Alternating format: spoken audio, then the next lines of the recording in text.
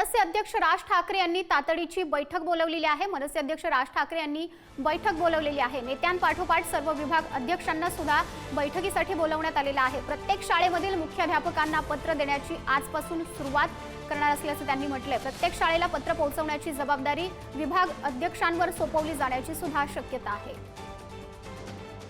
मनसे अध्यक्ष ठाकरे यांनी तातडीची बैठक बोलावलेली आहे। विभाग अध्यक्षांची राज ठाकरे यांनी ही बैठक बोलावलेली आहे। यामध्ये त्यांनी नेत्यांपाठोपाठ सर्व विभाग अध्यक्षांना सुद्धा बोलावलेलं आहे।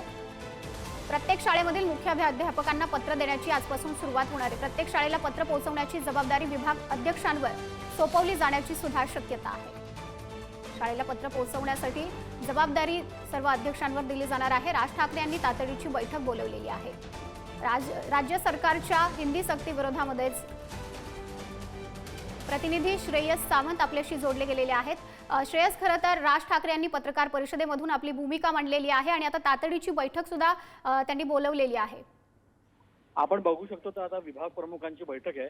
हेच विभाग प्रमुख जे असतील ते सर्व शाळेत जातील आणि सर्व शाळेत गेल्यानंतर त्या मुख्याध्यापकांना आपलं काय म्हणणं आहे हे मांडणार आहेत आणि त्याच्याबद्दलची बैठक आता मनसे अध्यक्ष राज ठाकरे आपल्या विभाग प्रमुखांसोबत घेत आहेत। एक तर आता थेट आणि जे आपण म्हणतो की राज ठाकरेंनी सरळ लाईन जी आहे ती घेतलेली आहे की हिंदीची सक्ती आम्ही महाराष्ट्रात चालू देणार नाही।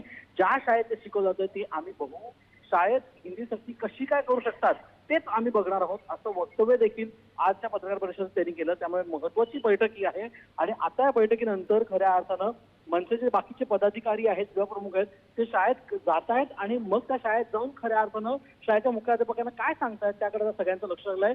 मात्र एकत्र बघायला लागेल की हिंदी सक्ती झाल्यानंतर आजच्या पत्रकार परिषदेचं सगळ्यात महत्वाची गोष्ट हीच आहे की थेट उत्तर आज मनसे अध्यक्ष राज ठाकरेंनी दिलंय की कुठे ना कुठे हिंदी सक्ती करण्याची काहीही गरज नाही।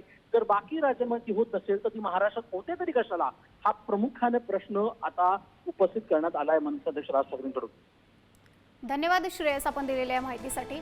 तर हिंदी सक्तीच्या निर्णयाविरोधामध्ये राज ठाकरे ऍक्शन मोडवर आल्याचं पाहायला मिळतंय।